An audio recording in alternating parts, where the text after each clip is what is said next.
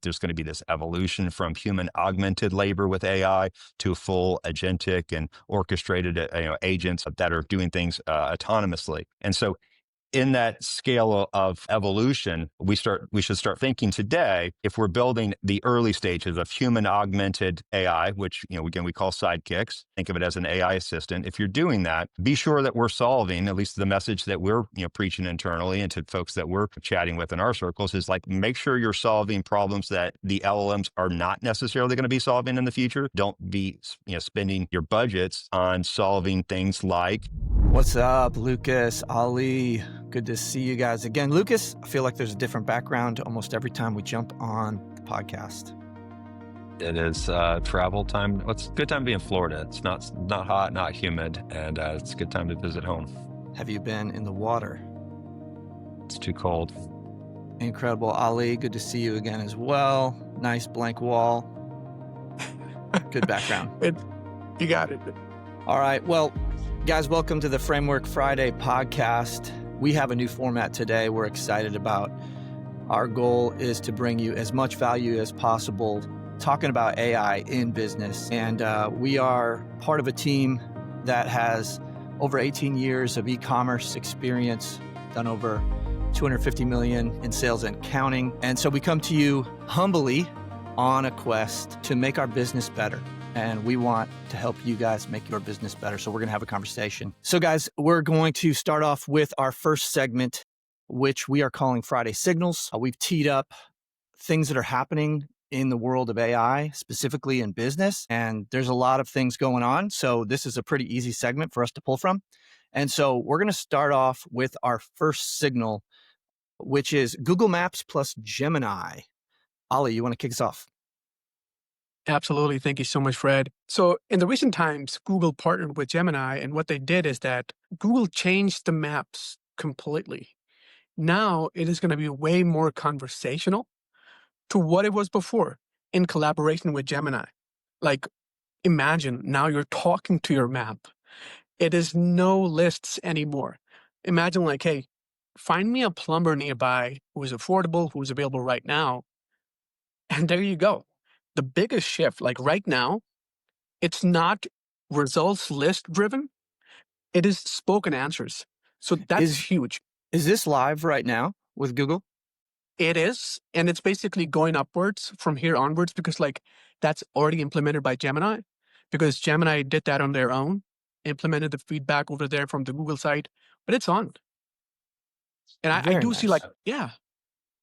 Yeah, it'll be a game changer for small businesses that previously relied on SEO, Google was it local listings, these types of promotional features. Now you're going to have to become more aware of how similar for search engine, how now the LLMs render your results. If there's a question, to use the plumber example, what's a good plumber in my area? Are you showing up there? Used to, it would have been on the Google results. Maybe you were listed in the featured spot or you're on the list of folks on the sidebar.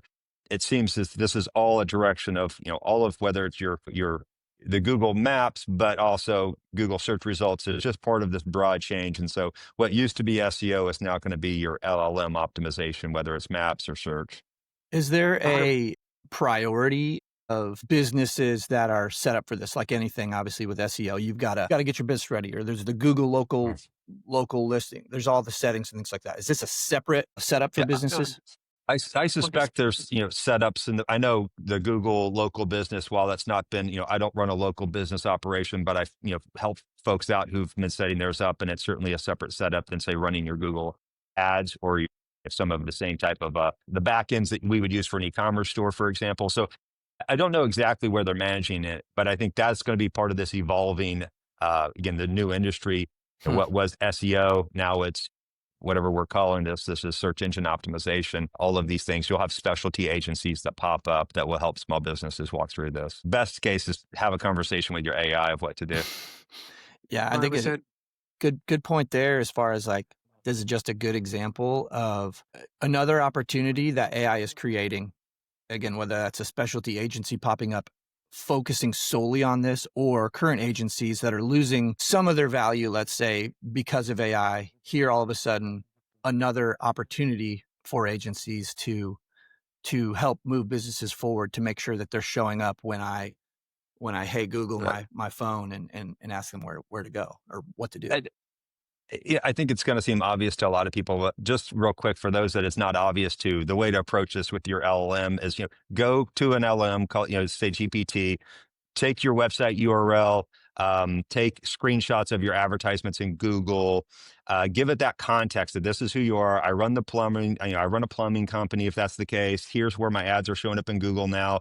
Link to this article and say, hey, how is this going to impact my business? Start having that conversation. Make sure that the AI is contextually aware of what you're talking about. Then say, now help me build a plan of action to incorporate this into my business. And now you're at least have a good starting point. That's really good. And I think 100%. I just want to add one real quick thing for the small businesses is that you must be aware of this, that a lot of small businesses like salons, real estate agents, they rely on Near Me. Now that's going to vanish because people are not typing anymore.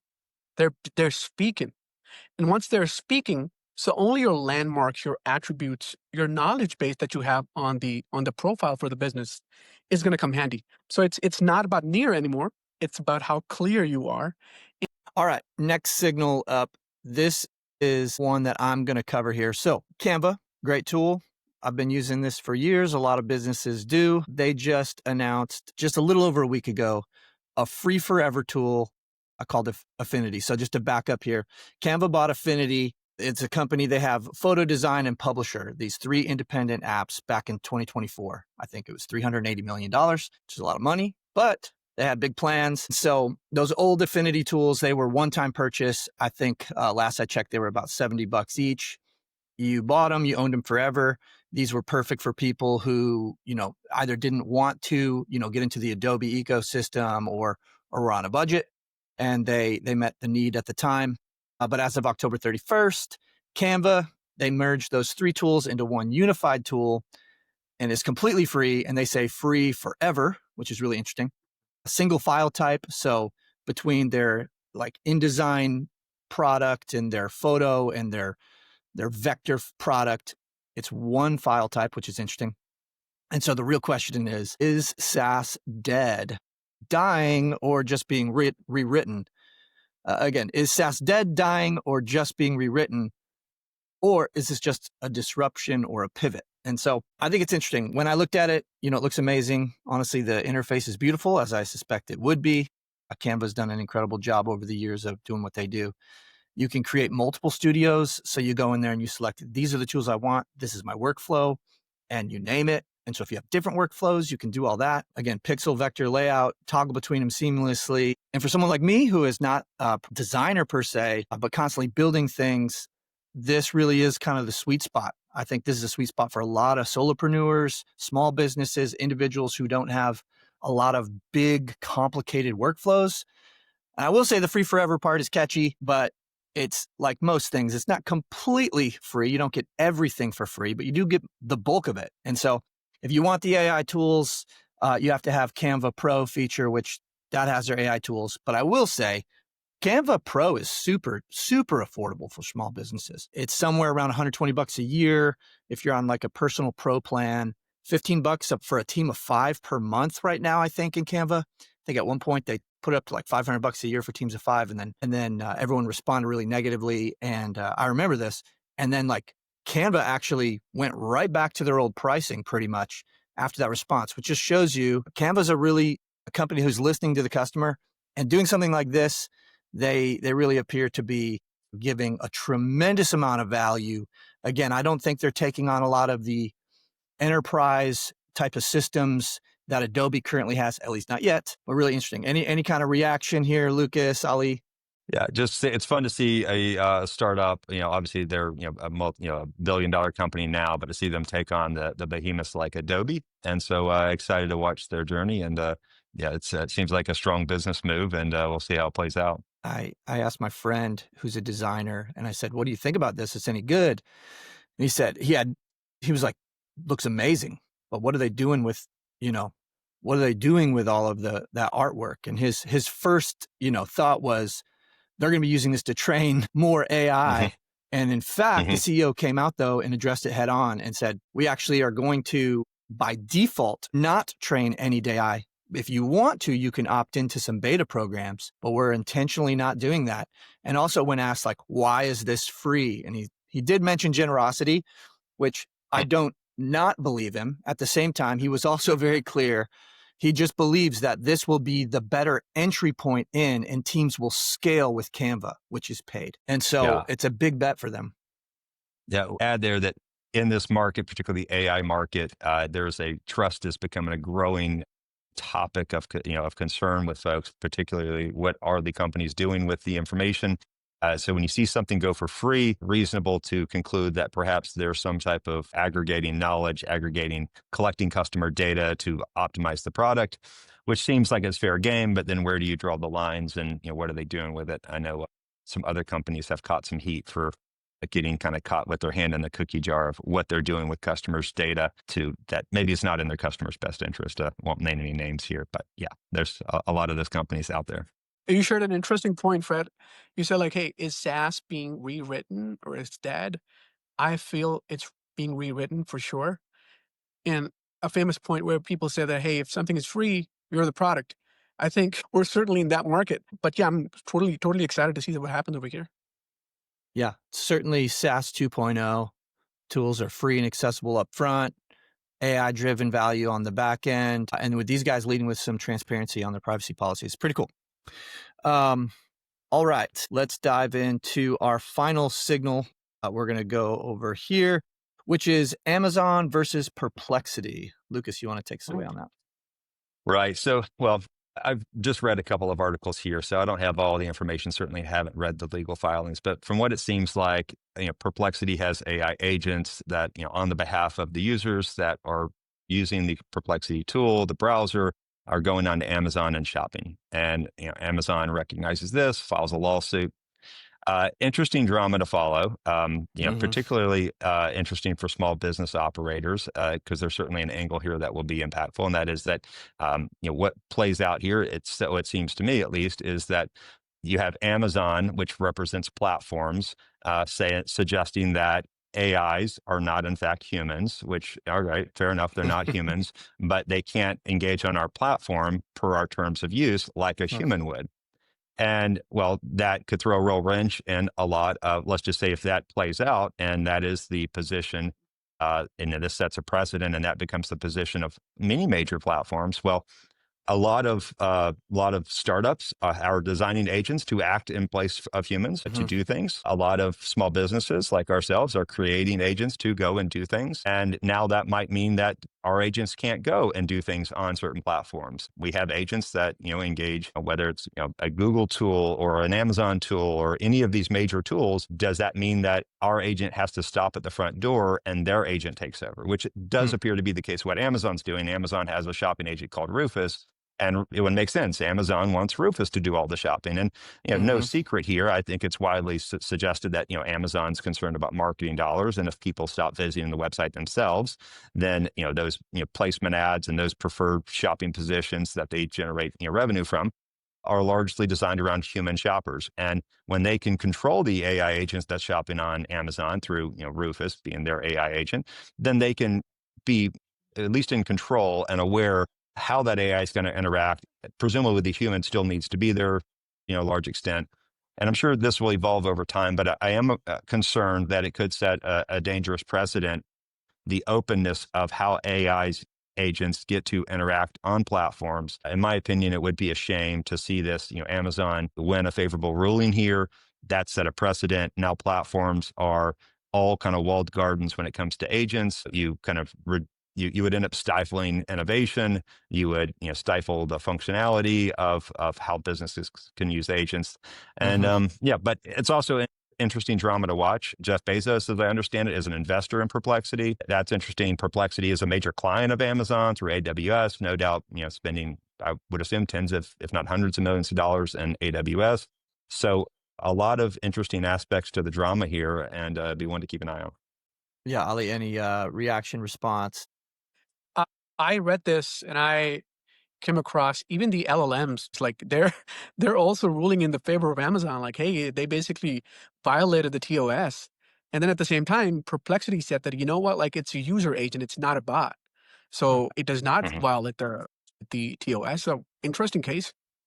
Yeah, well, it also might be something that we end up with some federal regulation in the US, hopefully not state regulation, not to go down that rabbit hole of state versus federal regulation when it comes to AI. But as folks like David Sachs, who's the United States AI czar at present, has suggested, federal regulation for AI would be superior to state regulation just because you would have across the board level, clear instructions, not 50 different sets of instructions. And hopefully that would even happen here so that we can maybe even precede these types of rulings happening and platforms starting to create all of their own rules. Perhaps we could have some type of suggestion, like we did in the early days of the internet, just some federal laws that made it, or regulations, however that's organized, such that agents have full innovation potential, and we don't start putting limitations on them before they even get off the ground. Amazing. All right. Well, let's head into our next segment we are calling Field Notes. Hey, quick break. If you're enjoying Framework Friday, make sure you don't miss future episodes. Hit follow wherever you're listening and share it with someone building something great. Each week, we break down real-world lessons in business, AI, and execution, all from teams actually doing the work. All right, let's get back to it. These are things that are happening inside of our business, around business, things that we have a lot of direct contact with, experience with, or even challenges, questions we have inside of our business. Today, the topic is what we're solving versus what LLMs will solve. Lucas. Right. Well, a very relevant topic for those that are building out, let's say whether it's AI assistants and sidekicks, as we commonly refer to them inside your organization. We think of those as somewhat preceding building agents inside a business. And, quick foundational knowledge there is, as Andre Karpathy has put it, right, there's going to be this evolution from human augmented labor with AI to full agentic and orchestrated agents that are doing things autonomously. And so in that scale of evolution, we should start thinking today, if we're building the early stages of human augmented AI, which, again, we call sidekicks, think of it as an AI assistant. If you're doing that, be sure that we're solving, at least the message that we're preaching internally and to folks that we're chatting with in our circles is like, make sure you're solving problems that the LLMs are not necessarily going to be solving in the future. Don't be spending your budgets on solving things like, let's say, long context and memory problems, or adding let's say rich features like, say, if you build a chatbot and you want that chatbot to go out and be able to call certain tools, and a lot of that functionality is here today, but say it's not function as you want and you start building a project around that, the LLMs are going to work that out. Multi-agent orchestration, again, if you start building agents, that whole agent layer, that's going to get a lot easier. So instead, like, well, what can we be focused on? And I think this is where getting your company's context organized, getting what maybe falls into this context engineering, where you're not just your context, but your prompts. And so how we're approaching this a lot is, say, we build these sidekicks. Every role inside the company has different sidekicks that are essentially, AI chatbots, and you could organize it in a GPT project, or, a number of ways to organize it. But in that chatbot, you have specific instructions and specific context, and you're trying to get it to perform certain outcomes. You want it to export certain artifacts. Maybe you have a one-on-one, a sidekick that two people, say Fred and I, are using. In fact, we do this for our meetings. We have a sidekick that we use that we have conversations with the AI. It creates our agenda. It tracks our to-do list. It tracks the topics that we're discussing. And the artifact that it produces every week is a new agenda. Mm-hmm. And not to get too much in the weeds there, but there's a great benefit to that. For example, now we have a third party in our meeting that is an AI that is contextually aware of all the things that we've been discussing that led up to that meeting, and make sure things that don't get left off. It could alert us to say, hey, you forgot to do something. Now, to use that example, we organize it in a GPT project right now, and there are other options, but can it email out to third parties? No. Could we make that happen? Sure. I could sit here and tell you ways you could orchestrate it. I'm not too worried about that, because that GPT project does a lot of heavy lifting. Right now, we can focus on the context documents and the instructions to make it the best meeting sidekick possible. And that's really valuable. And so kind of siloing these sidekicks these AI assistants to solve our certain problems is a great starting point. And knowing that the LLMs are going to solve many of the bigger problems down the road. And I feel like it's really important for our budget's sake that we're not solving problems that in fact the LLMs are going to solve, because essentially it'll just be, a sunk cost that is delivering no value in a matter of months. So just stay focused on the things that the LLMs can't solve. They can't solve our context issues. That's right, man. Our knowledge, our instructions, the things we want to see happen are still the most important thing. Always have been in business. Back to that Google Maps example, it just seems to be becoming more and more true. Heard Elon Musk talking about his crystal ball 5 years from now. That likelihood of even us carrying a phone as we know it, he thinks goes away. In many ways, the interface goes away when AI is now just embedded in everything that we're doing. In that example with Google Maps, I'm less even dependent upon the interface of Google Maps than I am I'm having a conversation with Google Maps. Again, it starts to change the way that we build things. If you realize, okay, how much do I really want to build out an interface with something? If really it's less important about the interface and more that, again, AI can interact with individuals and have good instructions. One area that I left off that I think if there's anything a small business, which is who we're generally talking to, can be working on right now beyond context, it's change management. Is like, are your people using these tools? Is this their default? And so spending calories there, particularly from a leadership standpoint, is a great place to be spending your time, because unless you have adoption and you have kind of that, the commitment by a team and you go through the change management growth journey. Do you want to define change management real quick? Sure. Creating the rituals and cadences inside your organization so that they're incorporating AI. Let's take the example that I gave a minute ago around us using an AI, a Sidekick for our meetings. Well, we had our old way of organizing meetings, right? And it certainly worked, and it had been refined for years. And so will there be people in our organization that maybe want to keep using that version? Sure. They certainly will. Well, what will that mean? That means that they don't no longer have an AI inside their meeting. And that means when, what is going to happen, I suspect over the next 6 months is my meeting sidekick is going to be able to talk to someone else's meeting sidekick and behind the scenes orchestrate things. Well, that'd be a real big disadvantage whenever they're not even using the sidekick and they're starting from scratch 6 months from now. So that change management is just getting the adoption and training them how to use it. That's also part of change management, is getting proper training in place so that the adoption, if there's lack of adoption, we usually say that it's the leadership problem, not the employee problem. Do you think, is it safe to say, Lucas, that we're designing the workflow, we connect tools, ensure like it reflects our business goals, but the model cannot own the context? I think it's, the model can't own the context. It doesn't know, right? There'll be, hundreds of millions of users and tens of millions of businesses. And so the LLM, it would do a poor job if you just said, design my context for my business. It might not be a bad starting point, but Right. I sure hope that you go in there and refine that to truly reflect your business. What are your business's values? What are your business's goals? Who works in your business? What's the roster of your employees? Who's responsible for what? These are all items of context that an AI needs to be effective. Good stuff. All right. We're going to land the plane here on our final segment that we are calling the final frame. And today we're going to look at a framework called the OODA Loop.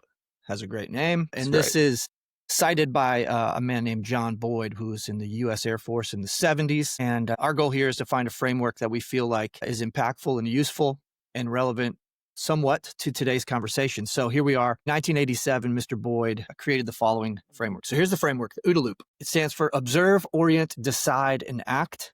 It was designed for high-speed decision-making in uncertain conditions, and its power lies in how quickly an operator can interpret new information and act before competitors adjust. And so the insight to that, in the AI age, orientation is where humans certainly still win.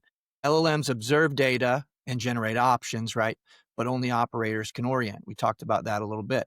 Factoring our context, mission, risk. Those are things that we have to do.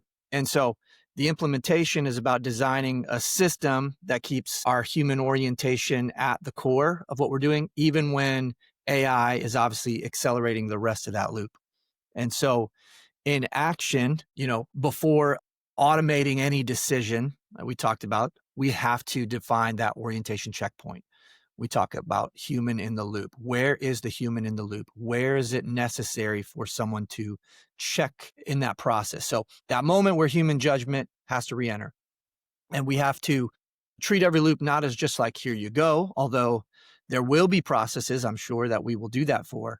But the more important that process, the more impactful the OODA loop is. So that's our framework, insight, and action. Lucas, does this feel relevant? It's incredibly relevant. I could even give an example. I think there are infinite examples here, but let's take marketing spend, for example. It's not one that I use regularly, but I think I will. I appreciate you dredging this up. But, so in marketing, right, we have the AI observe data that's maybe coming from whatever your reporting systems are. Most commonly, say Google Analytics, or we use tools like Wicked Reports it's great, right? So you pull that in, and so that's the observation. And then you need to make, you can decide what actions you're going to take, right? And so maybe that's some of the automation that needs to be set up. But then ultimately the orientation is upon us to then say, what are the risks? What are the limitations? What constraints do I want to put here? What's the situation, right? This is one campaign of 20 versus one of one. Very important orientation that you have to provide. Give it clear authority of what it can do, right? So now you're providing all that orientation. And then, I think if we're implementing this, which I think this is something that we should do, it seems we think we do this, just not using this exact framework. But then you document all that together, and you can then, as you get the outcomes, you could even use the same AI to say, well, what did we learn? And that kind of closes the loop. So next time you go back and you feed that what you learned back to it, next time it has that orientation, you go through that cycle again. That's how you have a feedback loop. That's how you make things smarter. And it's a great framework for leveraging AI, so it sounds. And I look forward to applying it. Again, I know we do very similar things, but I've not seen OODA Loop being referenced in any of our documents. So we'll start it. Well, guys, great conversation as always. I really like the new format. I think we'll stick with it, and we'll keep refining it. A lot of great things even coming up. I saw even already this week in AI news. So we'll be sure to dig deep into those for next week. As always, gentlemen, thank you so much for your insights and expertise. We will see you next week on the podcast. Thanks, guys. See you later.